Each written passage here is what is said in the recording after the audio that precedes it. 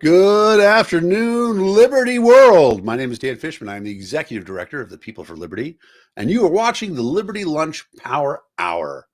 We have a variety of different guests, topics, news about the Liberty World, Liberty Action, and I am joined by the hostess with the mostess, Princess Rivulet. Princess, how's it going? Drink because you're muted.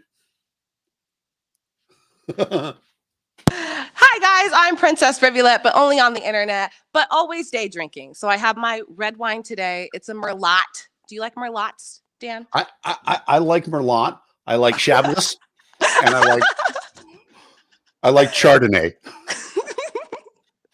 All very good brands. You're a man of taste, clearly. Thank you. Those are actually all the wines I know. Oh, and Pinot Grigio, which is not peanut flavored. So completely lied. What a fraud and a sham. And this is when we really need government intervention, okay? Because that's false marketing. And as a consumer, I deserve the best.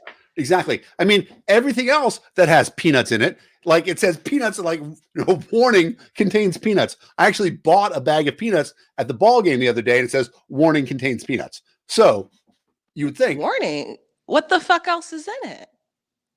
Well, it's because of peanuts. But right? It's a bag of peanuts. Why are you? Oh my God. Right. Exactly. No, because there's some people who don't understand that there are peanuts inside. In peanuts? Exactly. Okay. We're doomed. And that's the American school system. And that's who I blame. But the government is always fucking up. And it's always the duopolies' fault. And I feel like we just need a giant feature film length ad, just letting people know how awful the duopoly is and any solutions that we could come up with. What do you think? I think it sounds like an impossible task. I can't imagine how somebody could possibly do that. You know what? We just need the right team of people, and we just need the perfect director. And I feel like if we can just find somebody with enough passion, artistic integrity, creative output, I feel like we could do it. And you know what? Click your heels 3 times. I've already done all the hard work, okay? And I found the perfect director. It's Brad Lyon. Hey, Brad, what's up? What's up, guys? Brad? Well, that was a heck of an introduction. Well, here's my idea, okay? Take it or leave it. This is for you.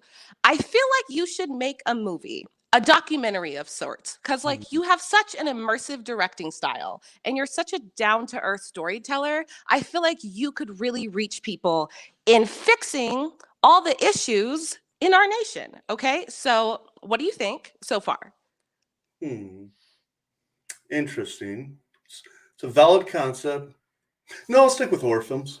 Okay. Well, wait, hold on. But the American election system is a horror film. It's the scariest. It's based in reality. I'm in. I'm going to make a narrative film that's a hybrid documentary. And I'm going to expose all the things that the evil duopoly is doing to suppress third parties. That's awesome. Now, let me ask you this. If you were going to make a film like that, would it look something like this? I would say that's exactly the one I would make. All right. Guys, I'm a wizard. I'm a wizard. I'm a future teller. Privileged to have on our show Brad Lyon, who is the creator of the film, director, writer, producer. I heard chauffeur as well. You had to drive of the movie Let's Party, a movie to end on another podcast talking about how the last time I worked with Dustin Diamond, I'd actually drove to the airport myself instead of having our driver's team pick him up. Just to tell a little story about how good of a guy he actually was in real life, because here he was having just called me just hours prior as he's jumping on the plane, and he's saying, man, I'm so tired, I'm so wore out, I didn't sleep last night, I did this comedy show appearance, I'm working on the script, and his notes are like this big, I can't wait to just get to the hotel and sleep and then do the table read. And yet when he came out of that airport, there was lines of dozens upon dozens of people just wanting to take pictures and get autographs with the guy. And do you think he just jumped in the car or said, I'm sorry, guys, hello? He stood there and took selfies and signed autographs until every single person had one before he got in the car. That's awesome. It was a real tragedy. I was sad to see his passing, and I'm. It seemed to me like he was happier towards the end of his life than he was in the middle, and I'm happy for that peace that he found. Well, the funny part about the mill, because I've known him for, I've worked with him for a better part of 3 decades. The middle part, like, he was just trying to enjoy himself. And the thing is, quite often with celebrities, the better the celebrity is in real life in terms of being friendly and fun and interactive, the worse the reputation is in the media, in the public perception, because they're so nice that regardless of what they're doing, if they're out at a bar, if they're a little inebriated, what have you, they're still going to go ahead and put their arm around you and take a picture and talk and hang out. And because of that, quite often, they'll allow themselves to be put in kind of awkward, silly positions. Whereas a lot of your like sterling reputation celebrities are only that way because they are so cut off from the world that you'll never actually see the real personality. So let me ask you then, you have this this history of, you know a lot of celebrities, you've been in the business for a while. When people found out that you were making a documentary, how did they react to that? Because sometimes, documentary, like most Americans don't even know what a documentary is. Well, you got that right. And that's one of the things why we do want to plead with our audience to understand this is not a pure documentary. We know how a lot of people will find that boring. This is a narrative film with some documentary elements. It's kind of like an Adam Ruins Everything, where you have a real movie, but every now and then we stop and we tell the truth by having interviews take place, real experts, real information that we provide, and then continue along with the story so that it's interesting. It doesn't bore you to death. With that said, make no mistake, the entertainment industry is a monster. And with most of the studio world being based in LA and primarily, California and Los Angeles area being heavily blue, if you don't directly, purely support all blue viewpoints, you can be quite ostracized. Yep. Now, we've saw many people, the Tim Allens of the world, attacked and destroyed simply for being Republicans. Yep. Now, when you're willing to take a risk and dive into something that supports third parties or expresses the suppression of them in America, you definitely take hits from all sides. And it was a risk. Matter of fact, early on when we first made the announcement, a group came to me, of which I was directing one of the bigger films of my career for. And they said, look, we're not against your viewpoints here, but we're worried about the stigma that may come from attaching the name third-party supporting director to our film. Now, we're paying you a bunch of money. This is probably one of the biggest paychecks you'll get, and you're not making money doing Let's Party. You're raising money for Let's Party. You're not making money as a director of this. Why don't you just do our film? And when I said, the problem is I don't know of a director that's going to do this. I don't know of anyone who's willing to take the risk and talk about the suppression and put it out there and show what the duopoly really does. So I told them, in normal sense, I would, because you're right. It makes sense for my career. But if I don't and no one else is, who's going to? So they fired me, and I understand the viewpoint, I lost producers, members of my normal team. So, I've produced 30-some films throughout my career, and many of them under the Lion Productions hat. And in our banner, we have a group of really awesome people who kind of each financially contribute to make the film possible.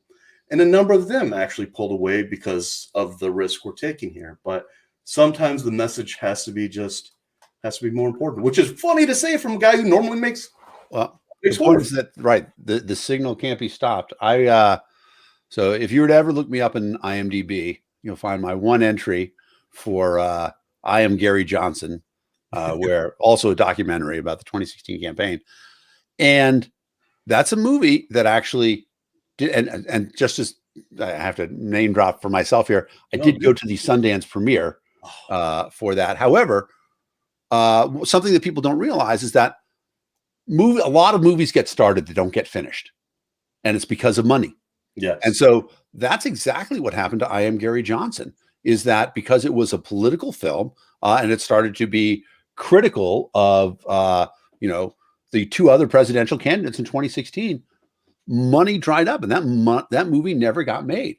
And so I want to thank you, Brad, for taking this political risk of bringing this movie out here, because I know what you're doing. And it's one thing to take a big risk, when you're Tim Allen and you were on a successful TV show and making, I think it was at like $800,000 an episode for 7 years, something like that. Or, Drew Carey, who, has done a great job of supporting them. He's also the host of The Price is Right, right? I mean, he has that thing. But when you're, a guy who fights in the business, you're putting it all on the line. Why is this that important to you? Well, I'm not going to point to simply, this past 2020 election and say like this was the turning point, if you will. But, as I look at the common media, I look at how our country became in 2020, how we were just neck and neck at war with each other. And we were so disappointed that like these were our only two options. And we're looking at both parties where even the own parties constituents were like, dang, this sucks. This is really the best we've got out here. But we're going to vote for him because we support this party. And then there's so many people like, well, there's other options.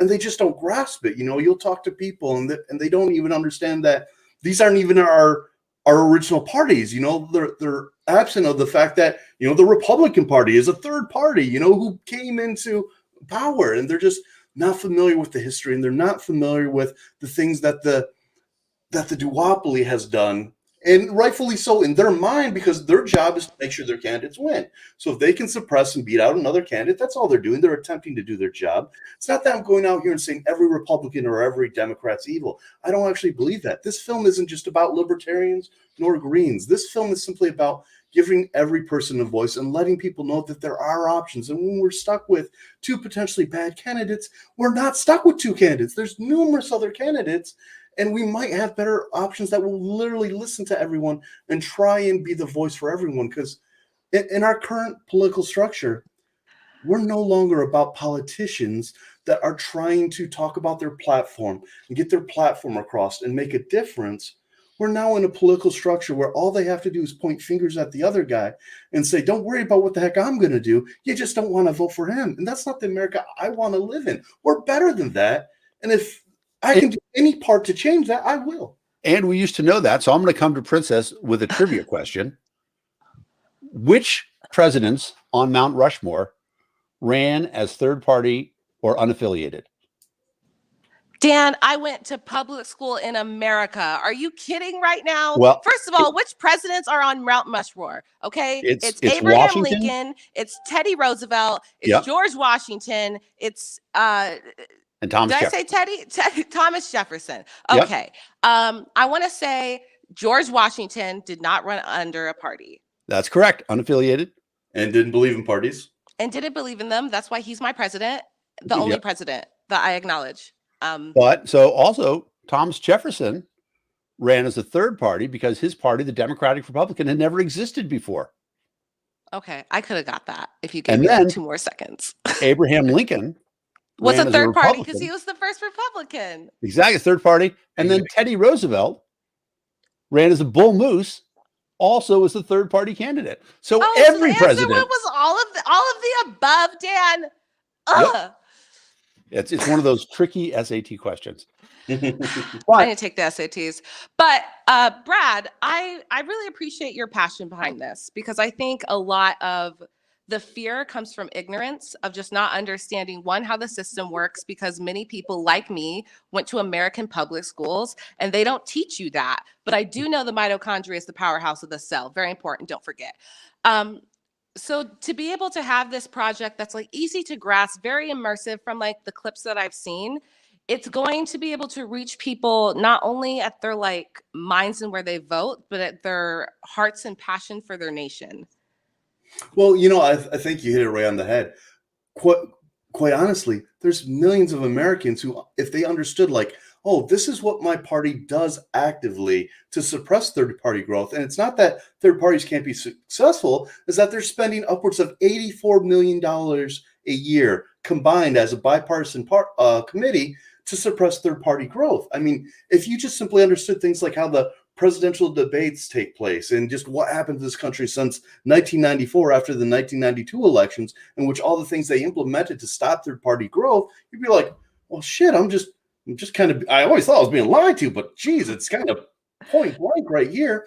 I think there's a lot more people who would be like, well, gosh, if a third party could really win, and it's not as hard as we thought, and actually the whole system where we're like just taught to believe like a third party really just can't work in the system. And you look at the math, which we made sure to research really hard, and you're like, wait, this math says not only could a third party win, but if campaigned appropriately, it's actually set up to be pretty easy. And that's why we're like jamming in people's heads that it can't happen. Like, it would change the mentality. We don't expect to convert everyone, but if we made a small conversion of people that said, all right, I'm going to be more open and I'm going to listen to other candidates, we did our job. And maybe just enough that we can use this, not we, myself, but candidates, regardless of what party, be it a Libertarian or Green Party, ASL, whomever. ASP, not ASL. I guess that's American Sign Language. Sorry about that. We can use that as a tool to educate potential voters, because it's not about, campaigning to our constituents. No third party is ever going to win just by going out and talking to libertarians and saying, libertarians, we need a vote. There's 600,000 registered libertarians. That's not going to win you an election. You have to campaign to Democrats and Republicans. And if you're not willing to campaign to them and convert them, you will never be a winner. But if you have a tool like Let's Party, where you can share this with people and say, you know what? All right, now that I know these facts, I'll at least listen to your platform. Now you've got a chance. I'll take it one step further, because it's not just the Democrats and the Republicans, because half this nation doesn't vote at all because they're so fed up and they don't understand that there's something more out there. So to target I think it was 47% last year that didn't vote at all, and to show them like where you validate their frustration firstly, but then also show a path of enlightenment. Like that's what I'm so excited about for your film. Thank you very much. Those are kind words, and I really appreciate, because when people grasp those elements, it makes it feel like we're not just kind of preaching to a small choir and talking to ourselves otherwise. It really gives us that feeling that some people get, and we've got a fighting chance to do what we're trying to do. So, Brad, let me ask, when you were shooting this, so tell me, again, obviously we want people to see the movie, but how do you open? What is the opening scene? What is that like? Can you describe that for us? Well, so to give you a little finding feedback on that, we are doing a TV series called Also in Theaters. This TV series basically follows me and my team around the country as we promote and screen a movie called Thursday the 12th, which I directed with Todd Bridges and Marilyn Gigliotti and Jenna Sims. Just a really fun, eclectic cast. Now, during this progress, it's basically like a true inside look at films outside the major studio system. Now, why this whole conversation is relevant is the fact that Let's Party's built into that concept. So opening up early in the film, you actually see myself as the director coming into the position of getting ready for a film screening like I normally do. And as I go to this film screening and I interact with the audience, that's when audience members come up and start asking me questions about politics. One very verbally confronting me, like saying, are you a Democrat or are you a Republican? And when I ask them, well, like, is that really my only choice? She eminently says yes. And that's when we set up the whole narrative of the film, saying, well, we have other choices. And I know you believe it's a wasted vote, but let me show you why it just might not be. And as the film progresses and I follow around my actual Also in Theater show, where I'm going from state to state filming, state to state with them filming as I do these Q&As and as I do interviews and what have you, as we progressively go around, we do more interviews with experts, not just political analysts, but with mathematicians, historians, some of the greatest minds in America that can help paint the true picture of what the duopoly's done to suppress third-party growth, and how it's not necessarily factual, but it's simply propaganda used like any campaign would in a certain way if they decide to be derogatory, just simply to prevent, potential loss. And when you start looking at it as just simply a campaign message and how you've been, fed these specific lies to only because that's those campaign managers' job, you start to grasp like, okay, I get why they're doing it and why I wasn't listening, because the only words I cared about hearing was those from my typical party. I, sided as a Democrat and I sided with the Republicans. So all I really wanted to hear and research was things that supported those viewpoints. And when I see facts that are just purely based in fact, put out to me, I might try and dissect them a little bit, but when the reality's sitting there that like, this is what they're doing against me and I'm supporting them and giving them money, maybe I should open my eyes a bit. That's fascinating. So you get into the filmmaking, and obviously you knew a little bit about the issue because that's what made you decide to make a movie. Yeah. What was the big revelation? What was the most shocking thing that you learned while you were making this movie? Well, let's actually go before that. So I'm going Right. to fess up to some truth here. That's good. Dirt. Princess likes dirt. She even likes dirt when she's not muted. So for the past decade, I've tried an extreme amount to avoid politics in general. But there was a long period where I didn't. You know, I was a law student that, you know, partly thought, you know, maybe I'm going to run for president one day myself, you know, and in doing so, you know, I was a political science major who ran a number of campaigns, either as an image consultant, which was my minor and background, because I represented talent, managed talent, and as such, I also became a image consultant throughout a better part of the early zeros. I managed a number of campaigns, both as a campaign manager, and as an image consultant, and as a second. And in doing that, it wasn't about one party or the other, but I will say, you know, it will typically lean, you know, representing major party people. I won't say the names. Just that war zone. That's a good one. In that process, I felt like I was doing a good job of trying to find good people who cared. Now, after 2 successful campaigns in areas where we were never supposed to win, and we did, I got invited by a current sitting senator to come down and take over his campaign, at the minimum as the head image consultant and potentially as the campaign manager. He wanted back then, you know, this young kid who's going to do things with new technology and new ways and reach out to the younger voices. And as I sat down with him, I listened to his pitch on pitching me joining his team, because he was on the other side of the aisle at the time from the person I had just represented. And like I told him when I sat down, I'm not about one party. I'm simply about helping people I believe in, that I feel their platform makes sense and that they really care about making a difference. So I sat there in this meeting, and then I came back, and I was actually secretly excited. I came back and I said, look, I found a way for us to save money, for us to reduce the budget we're going to have to spend while helping 2 of our other candidates get elected. This is going to save us potentially hundreds of thousands, if not upwards of $1 million, and we're going to easily get 2 other party members elected. And he was like, whoa, wait, stop. I'm like, what? And he's like, listen, the reason we brought you in here is we thought you understood, because you worked for 2 different parties at different times. You're supposed to be the person who gets it. I'm like, gets what? I don't know what you're talking about. You still got your hand up here. Like, take it down and explain to me like I'm a 5-year-old. He's like, look, we don't want those people to win. I'm like, wait. Did I say the wrong names? They're part of your party, right? They're fellow party members. He's like, look, we need a certain type of balance. It's okay to lose balance for an election cycle, but if you don't have a reasonable amount of balance, then there's expectations where you have to make significant positive change. And if you don't do that, you'll lose your seats. This is about job security, son. I'll remember that sentence for a lifetime. This is about job security, son. It wasn't about making a difference. It wasn't about making a change. It was simply about job security. Now, mind you, this wasn't the only politician in the room. This wasn't the only elected person in the room that was sitting there trying to teach me this. And I'm sitting here thinking, so you don't give a shit about making a difference. You're just making sure you're reelected for the upteenth, 100,000th time. And I turned down the job. And then they called up and offered me more money. And I turned down the job again. and I just pulled away. I just said, you know, this isn't what I wanted it to be, because I believed in the platform he was talking about, but he had no interest in the platform. He just wanted to get reelected. So, you know, that leads me to an interesting question. I know that you're from Flint, and actually you made a documentary about the water scenario that blew up. How much of an influence, right? And so, I mean, the first documentary that rocked me was Roger and Me, right? Michael Moore, made in Flint. Did that have any influence on you?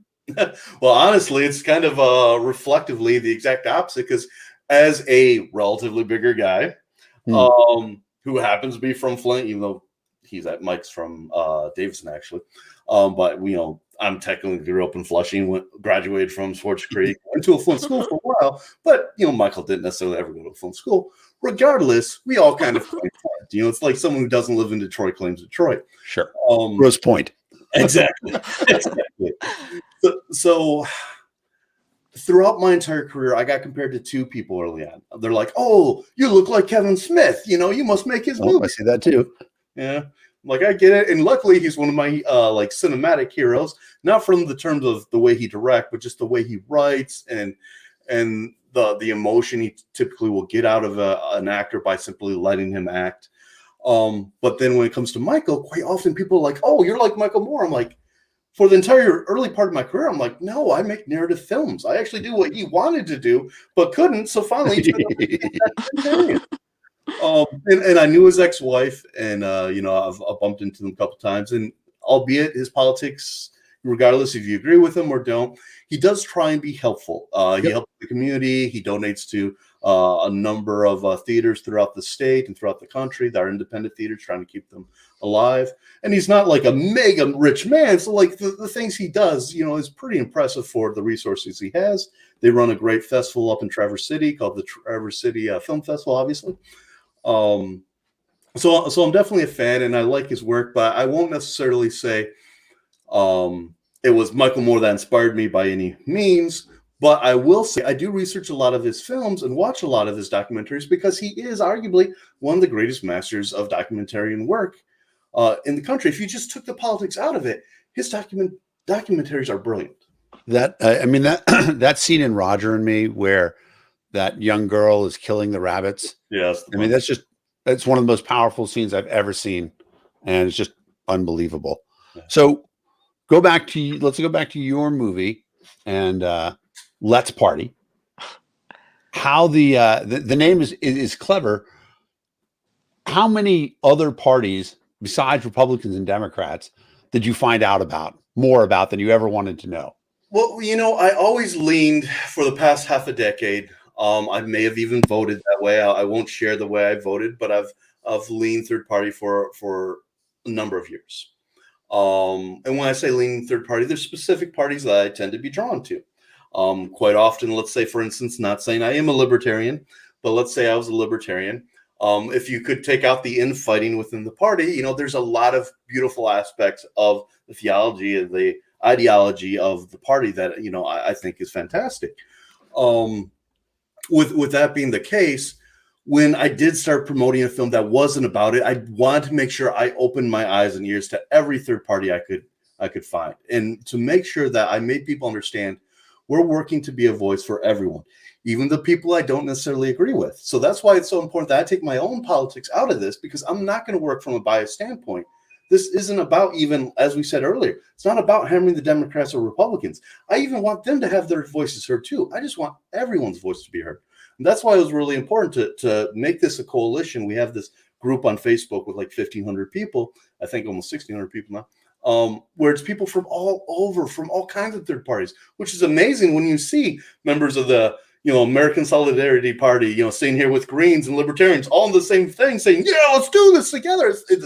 It's amazing. It's what we could be, as an entire nation, where for the most part, regardless if you're a Democrat, Republican, or even a Green Party member, most of us want a lot of the same goals. The only difference between the parties is how to get there.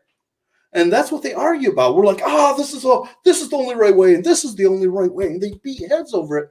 But in reality, we still want the same thing. We want to end hunger. We want more jobs. We want a better economy. We want the same things, just with different pathways.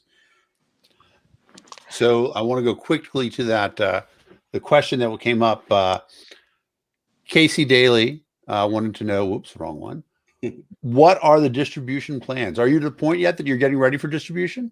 Well, we're still making the film. We made an original set of principal photography, as everyone knows, and we ran into a lot of hurdles when we first started. So we're raising additional money. We're going back out there, and we're shooting for the start of April. It's going to be the last week of March. Looks like we're going to probably push by a week. We're going back out for another 3 weeks of filming. Then we've got the whole aspect of principal photography. But because I do have the background where I am a film producer and a director, I have relationships with distributors that have lasted, several years, if not over a decade or longer. So we have distributors that we're talking to, we have relationships with that actively are interested in, potentially putting out the film. They realize it's potentially dangerous for them as well. So they've got to kind of balance, like, the aspect of the dangerousness to them versus the intrigue that type of film will potentially pull.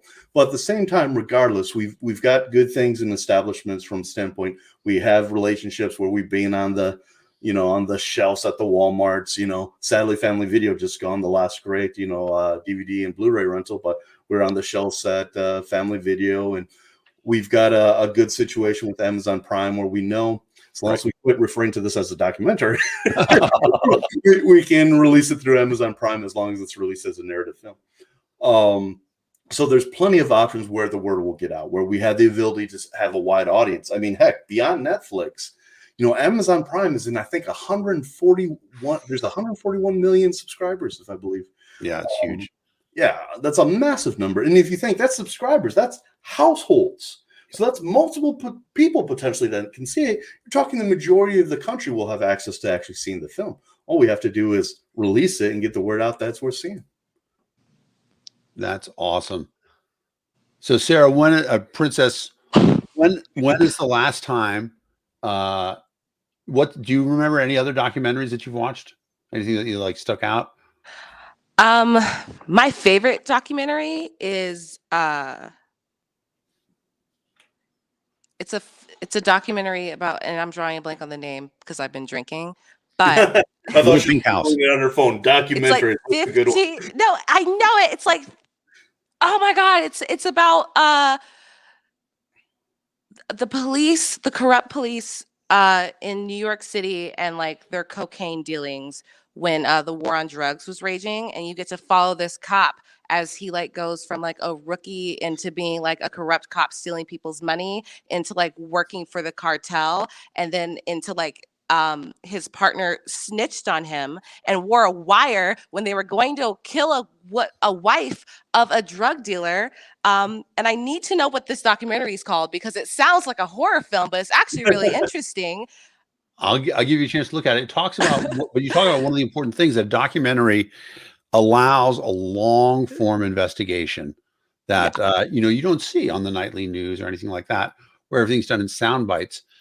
And there's a lot of things that I think are really benefited from the ability to tell the story writ out over a long period of time.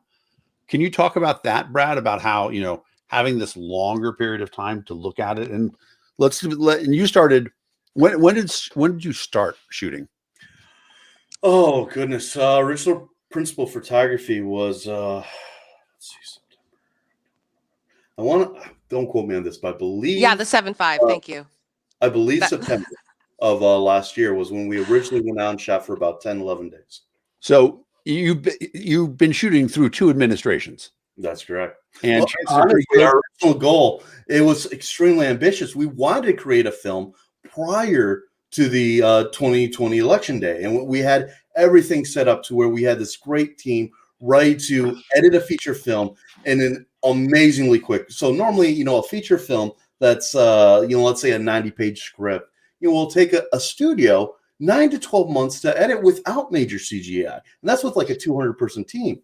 And here we were, teaming up with a bunch of people across the country, getting game plans down on how we were going to actually try and edit a film and have it ready for release prior to the election. And we were actually going to do an edit window of 5 weeks and have this movie done.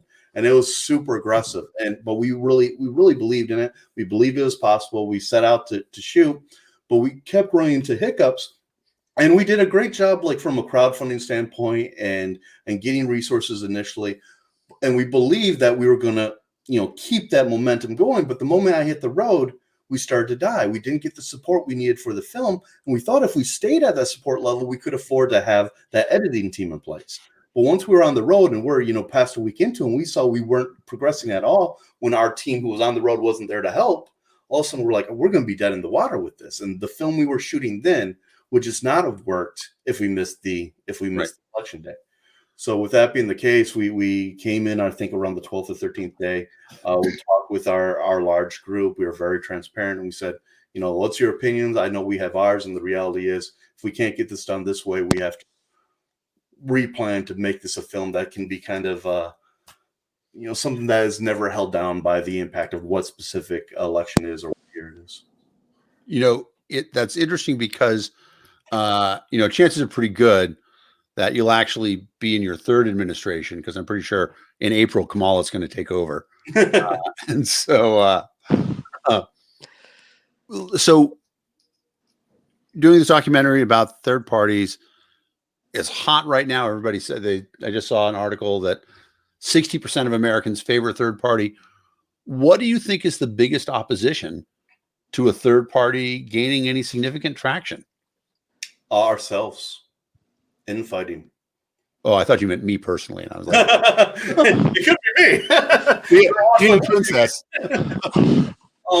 I think because you guys are libertarians, I think you guys are a shining example of understanding it. A lot of times you leave your major party because you're disheartened by not feeling listened to, and you want to go find other groups that might kind of lean more your way.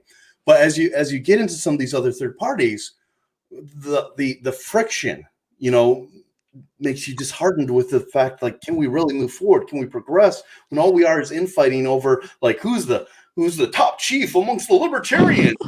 We're not even gain more than 1% of the vote. This even when Gary was around, it was 3.5%. And it's like, we want to be the top cheese of someone that no one's listening to right now. Right. And it's just. It's interesting. You talk about the infighting. Everybody knows the collective noun for a group of sheep is a flock, and the collective noun for a group of cows is a herd, and the collective noun for a group of libertarians is an argument. Love it. And I really think that's the biggest issue. If we could overcome that to the point of just saying, like, we understand we have differences of opinions. That's why we left our major parties to begin with. But we have to at least unify long enough that we can be strong enough that we can be a real threat, that we can make an impact, that we can campaign appropriately. But if we're not willing to do that, then all we really care about is being able to bitch. And we don't care about making change. We just want to get out there and complain. If we're not willing to dedicate ourselves to making a difference, then really we are our own cancer. Absolutely. Absolutely. And like you hit the nail on the head. When people start to search for third parties, they bring their anger with them, but their anger never dissipates. And for those of us that have been in this movement long enough to be aware of the infighting, that makes us responsible for it. We have to be leaders within our circles, whatever libertarian circle that you're in, and be a peacemaker. We have to be able to meet people where they are, because we're not all perfect libertarians, because like we can't even agree on what our ideals are. If you look at the infighting and look at who's canceling who today, it's absolutely ridiculous. And we absolutely know that their goal, the duopoly's goal, is to split people up, divide and conquer. And we're doing that to ourselves. And like, there's no one to blame. At a certain point, you have to stop blaming the government when we are being our own anchor. One of the things I put behind that too, when we talk about third parties, is a lot of people would say that the system itself is rigged to prevent a third party from getting any traction. I wonder, Brad, if you saw any of that. People talk about, because of ballot access or anything or other things, that it's more difficult for a third party to rise. Well, here's the thing. It is reasonably more difficult. And the biggest thing I believe, and it's just my opinion, is really that presidential debate committee. The fact that, they're looking at 5 major polls, they get to pick the 5 major polls, and those polls that are deciding if there's 15% don't have other candidates other than a Democratic or Republican candidate in it. That's a huge factor. But when you really take out some of these aspects and you look at, okay, like there's ballot access, we should have like less of a responsibility than Democrats or Republicans. Like, if we're going to beat them, if we can't get the same amount of votes to initially get us on the ballot, we weren't beating them in the first place. That's just the reality of it.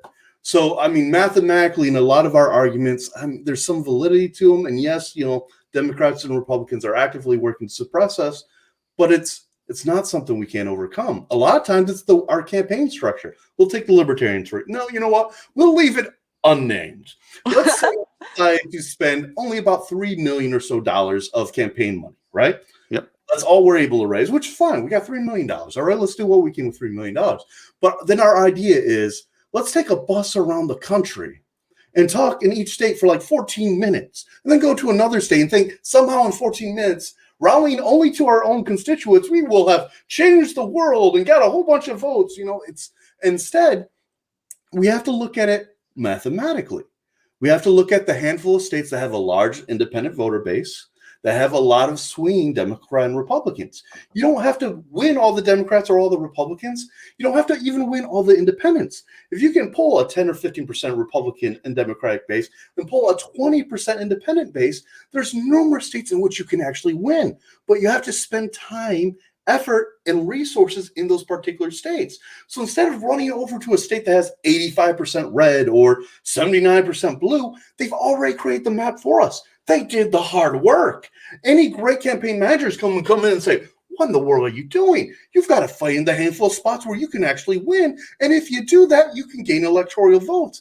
And if you get enough, because it's no longer about 270, 280 or so plus electoral votes, when you divide it amongst multiple candidates, you don't have to win that many to get a majority. So just go out and battle the 13, 14 to 16 states that if you won and it's feasible, you could actually be a real national candidate who could win. Mathematically, it's sound.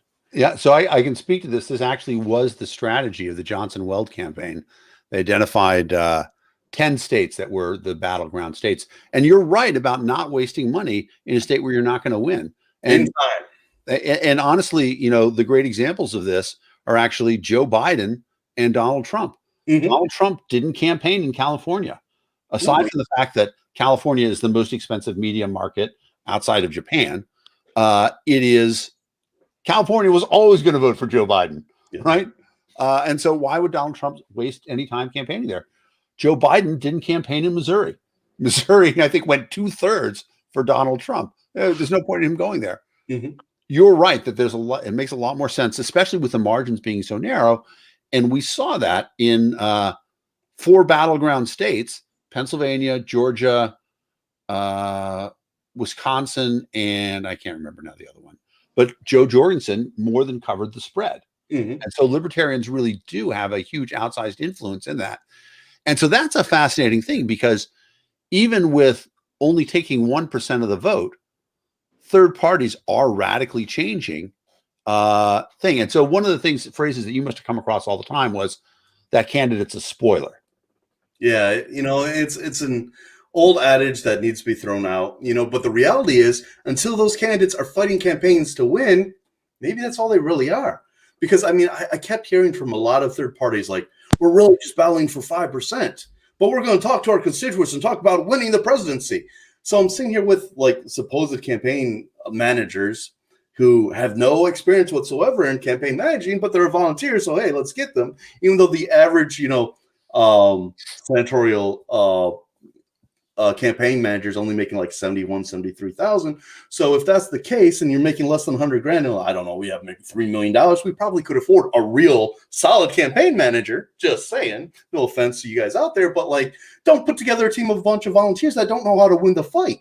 Like you're going into, it's like, playing in an NFL game and saying, hey, we got some athletes. There's some soccer players here. There's some basketball players. Maybe we'll win this football game. Like, no, that's not how you assemble a team. You need pros in the game to win. You need a valid army. And it reasonably could be done if we weren't just trying to make hiccups, but if we actually spent money and time campaigning, and not just to ourselves, but campaigning to Democrats and Republicans and saying, we want to be the voice. We want to hear you and make a difference for you, because a president's supposed to be a leader of American people, not of libertarians, Green parties, Democrats, or Republicans. So we want to hear all voices and have a platform that works for everyone. And not everyone's going to love it, especially the further we go left or right. But what's important is we're trying to hear everyone and do something for the betterment of our society and not to cripple us. But gosh, right now, We're not trying that. We don't care about that. We'd rather take a bus around the country or head up to Alaska and not try and win a damn election. And man, when I'm spending money, and I tend to contribute, when I'm spending money, I want to spend the money for a person who's either going to honestly say, hey, I've got no shot at winning. I'm going to go all around and hope that I might get 5%, or to say, I'm going to fight, and I'm going to fight in these battlegrounds, and I'm going to go out there and I'm going to sell my platform, and hopefully people believe in me and will win. And that's who I'm going to support. Yeah, I mean, I do think there's a little bit of a double-edged sword there, because if you want to get donations from California and you say, well, but I'm not coming to your state, it's one of those mixed bags. It's tough, because we got to see, for libertarians, the two different sides of it, right? Johnson and Weld, they just focused on the battleground states. Jorgensen actually went to more states than anybody else. She went to 47 states, which is, how does it count when you're in a certain state for 5 minutes? Yeah, you stop at Waffle House and move on. It's campaigning. That's just driving through. That's being a tourist. That's getting to see the country on taxpayer dollars who are contributing to you. That's not fighting to win. It's a great point. So that's one of the other things that people talk about all the time in the third party is that we have a voting system in plurality voting, which means that the person who gets the most votes wins. Even if, let's say, we had, the worst case scenario, right? There's 10 candidates, and one candidate gets 2 votes, and all the other candidates get 1 vote, then that candidate with 2 votes would win. Do you guys talk about other alternate voting things, ranked choice? There are some aspects. The film isn't complete, as you know. Right. And when all is said and done, and we look at the footage and the interviews, and we may look at, being a little more heavy on those specific areas of solutions, whether it's what I like to prefer the term layered voting, because there's certain aspects of the way we're calling, Maine's new style voting and some of these other places. I don't believe it's leaning towards a better solution, but hasn't created a better solution with the way it's actually structured. It's more like to appease certain people as opposed to actually allow for more choices. But, the bottom line is, when you're electing someone, electing the person with the most votes is the fair thing. Like, why should we believe that the person who doesn't get the most votes should win? Like, I get the concept, well, they got the most second votes. Well, that's cool. But this person got the most first. The reality is, let's just get a candidate out there who gets the most first that people want to believe in. I'll do a little bit of the defense, and full disclosure. I helped get ranked choice voting passed in Maine. I'm a big fan of it. It's just like, look how you guys got it wrote out. Like, right. It's the argument is that nobody should get elected who more than 50% of the electorate said anybody but that guy. And that's what ranked choice voting is that everybody who gets a last place vote, if you get more than 50% of people's last place votes, then you can't win the election, because everybody said anybody but you, as opposed to the person who's on top. Right here it says, Jay says, Princess, you are itching to speak. You're not. And she's muted again. Yep. Of course. See, it also was suggested further up, Princess, that you do that mute thing because we're all supposed to drink when we're doing it, and you're trying to get us all drunk. Actually, it's because I'm smoking, and I don't want to cough into the mic. So, good point. But really, I'm just trying to get inebriated. Is the point of this? I support whatever you guys want to do as far as voting. I don't vote because I don't believe in it. So I don't really have a dog in this fight, but that's why I'm a libertarian, because whatever system you guys want, I fully support it. I want you to have it, but leave me the fuck alone. Right. Well, and to that end, talk about what you think about the way that they're funding with Indiegogo. I think that's awesome. I think that's absolutely awesome, because then people get to decide. It's literally the market. The market gets to decide that they want this product to exist, and then it will. That's the most libertarian thing. I'm a capitalist. I'm a capitalist. I believe in it. If it exists, sell it. It's perfect. That's how everything should be funded. So then no one has to deal with this. I didn't want Batgirl to be black. You funded the projects that you wanted. Stop shoving your will and down people's throat. Just like leave everyone alone, let them be happy. Like, why can't they just like whatever you want to do? Rank choice, like just do it. Just do it and leave me alone when it's done.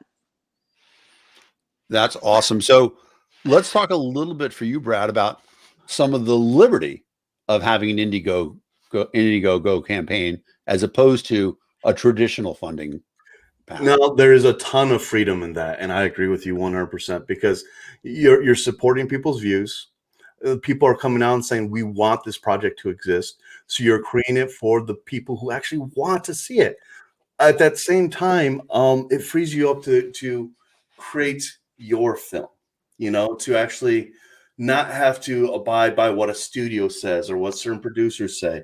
With that said, I'm not going to mislead you guys. I love the pats on the back, but part of our film is funded by our normal investment group. Typically, what we'll do is we'll take a budget, let's say 100% of the budget, and we'll divide into 25 or so investment units, never more than 35, so we don't violate SEC rules. But another thing that we shouldn't be restricted on. But so trust me, I lean heavily liberty. Just don't tell the whole world that, because that will cost us a lot of support. But it's a pleasure doing it outside of the structure of that system. But at the same time, we have investors. But the cool part is some of our investors that are involved are really super hands off. They're not coming in here and saying we have to do it a certain way or we have to say a certain thing. They're saying, I believe in you. Here's a check for the 2% or 4% or 6% of what we gross. Go out there and make a film. And that's why I'm very thankful for the awesome team that we have that did stick with us, because they're great people who have faith in me. And I am so blessed to have them as part of my team, that we're able to make a film like this. And for people who don't know, there have been some very successful films that were funded through Indiegogo, right? One of which you helped. It's true. My friend Steve Lemmy made a movie called Super Troopers, and the studio wouldn't fund the sequel, even though it was a hugely popular film.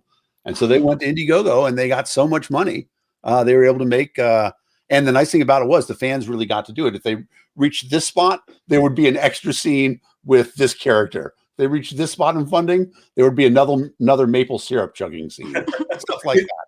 The fun part, those were actual goals that we really wanted to do with our campaign. And we just haven't got there. We made the minimum so we can actually go out and shoot it. But we have a couple stretch goals, and the initial stretch goals we need are paramount to the success of the movie being good enough. A lot of people don't understand. It's not just about going out and being able to shoot for a few days and being able to make a great movie. Movies depend an unsurmountable amount on the amount of days you can actually film.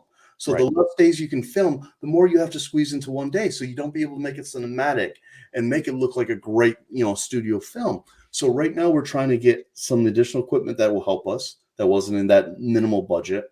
And then once we get past that little goal, our next goal is to add just a couple filming days so we can alleviate the huge page count. Because right now we're on like 7-8 pages a day, and that's going to be super cumbersome. So I want to say two things. The first is I want to make sure everybody knows letspartymovie.com. Go there. There's a link to the Indiegogo campaign. It's critical. Let me give myself the close up for this. Guys, it is critical that you go out there and you support stuff like this when it's happening, because this is the Liberty Movement in action. This is a content creator going out there and delivering a message that won't happen if we don't get behind it. So please, letspartymovie.com. Go there, find out more about the movie, find out more about the Indiegogo campaign. Now, let me come back and Brad, talk about this idea that you had, that you said that a lot of people don't understand about the longer time you get to shoot, because, you get to do more. But also, I've heard it said, I'm not a filmmaker, but I have some friends and they say, honestly, you can judge the quality of the film by the amount of stuff that you don't have to put in. The extra footage that you have that you get to leave on the floor, because we've got so much stuff that we only had to take the very best of everything that we shot. The reason they're able to say that is because they were able to film all that and then leave it out and have a great movie. If you don't have a team able to film all that, you don't get to select from all those amazing things and create a great film. So when you have a normal movie, you'll have a script. This script will be maybe 90 pages, 100 pages, 120 pages upwards, and each page translates to maybe a minute of footage. One screen page is equal to 1 minute of airtime. Now, in this world of studios, if you think about it, they'll have a 90-page script and they'll shoot a movie for 90 to 120 days or more, which means they could spend an entire day filming about 50 seconds of footage. And that's why when you watch a studio movie, you're able to see a cut every 4 seconds and it looks cinematic. And there's these beautiful like dolly push-ins and you get these tracking shots and you get all these elements that make this film look beautiful. And the lighting's gorgeous and all these things that make it just look cinematic. But then you have a lot of indie filmmakers who are amazing filmmakers, but because of their budget, they can't afford to shoot for 90 or 100 days. And they're shooting for 15 or 20 days. If they're lucky. Right now, we're hoping to shoot for 20 days. So with that being the case, these filmmakers are often shooting 6, 7, 8 pages in one day. And basically what that stands to is like when you get this amazing performance by some A-list actor, that A-list actor got to say that same sentence 100 times, right, 100 different ways from a whole bunch of different perspectives. And then in the editing room, they just pick the best one. Meanwhile, on an indie film where you're just like, oh, these are indie people, they're not that good, that indie person got to say that same line 4 times, maybe 5. And then they've got to move to the next one because they've got to shoot 6 or 7 pages. So if people out there who are watching this and listening to me ramble are willing to check out letspartymovie.com and help contribute, you can help us film for more days, make it more cinematic. And why is that important? So it looks prettier. Well, here's the reality. When we're sending this movie to a bunch of Democrats and Republicans to watch, if they're not watching something they enjoy that looks cinematic and fun, they're not going to be interested in making it all the way to the end to hear the message and to support the concepts that we're trying to, allude to in it. But with that being said, for those who might lean that way and are watching this, this is a narrative film. It's not purely a documentary. It's done in more like a Adam Ruins Everything sense. So it's fun. It'll be enjoyable. And we're not just shoving a message down your throat, but we're giving that message in a tangible way that you'll be able to digest without wanting to throw up. No, okay. I do have some. I'm itching to say something this time. All right. I really appreciate that. It is a tangible thing, especially when like we're trying to communicate with our family members or loved ones or just people in our lives and they just can't seem to get it. You want to hit them in the head, just a little percussive maintenance. You can just send them this movie, this narrative film. You can just send them that, and that's the resource that can open the door to better conversations, because we don't always know what we don't know, and we're preaching something to someone that's unfathomable. The government has always existed in the way that it does in their lives. Like that's the only constant they have, and you're disrupting that. It's a scary thing to present to someone, and to be able to do it in a fun, creative way is so important. Well, it's the same way that when people look at a religion, they're quite often born into this religion and they're hammered that this is the way, and they're fearful because they're threatened. If you don't follow this path, this is what will happen to you. So you get ingrained with like, this has to be the way because I don't want these horrible things to happen to me. And that's why it's scary when you have other people saying this might not be 100% factual. So we have to deliver it in a gentle way. And that's what this movie's about, being gentle. We got a question for you on the screen. Any famous libertarians or third-party heroes in the film that you can mention? Well, before we get into those specific individuals, I will say this. This movie is not just going to be some random backwoods independent guys. If you look at my film list, we've got, tons of stars that you've seen in millions of movies over the years. And just recently, we cast one of our co-leads in the film, major supporting actors, which is going to be played by Greg Sipes. Greg is the voice of Beast Boy from the Teen Titans. You've seen him in movies like Fast and the Furious. He's a series regular in The Middle. A major star who's willing to risk his own career and come out and fight for this. At some of our fan pages, if you go over there and check out the Facebook fan page, you'll see a link to an interview we recently did with Suncoast News, where Greg's talking about how excited and passionate he is to actually be part of this film, be part of this movement. And that's another one of the things that this film's doing. So we all know how hard it is for third parties to get any media attention, right? Here we are doing this movie, and I'm doing interviews all over, major, news networks. So they're talking about a third-party film, a movie that's about third-party growth and ending the suppression of third parties all over the media. I mean, I did numerous interviews for Suncoast, and that's from Tampa Bay all the way down to Naples or further. And there's numerous newspapers and magazines that are covering this. So it's our back doorway in, guys. Like when they're ignoring us and just acting like we don't exist, they're listening to the fact that there's a movie being made. They're willing to check out the movie. We've got them. We've got the audience willing to sit there and watch. So just help us have the power to actually bring this message. It's your message. We're fighting for you. I like that a lot. I love it. I love it. The passion, like that's what Princess Ruviet's about, just like getting the liberty message out and like uplifting people who want to do amazing things. And like, I can tell just like from your fire and spirit that this is something amazing that's going to happen. So guys, it's a monarch decree. Go support this movie. I demand it. Where do they go, Sarah? They Princess. go. Get it right, Dad. Right. I thought we were friends. I'm sorry. Let's go. Let'spartymovie.com to support the Indiegogo campaign, guys. I believe in you. This is important. Let's do it together.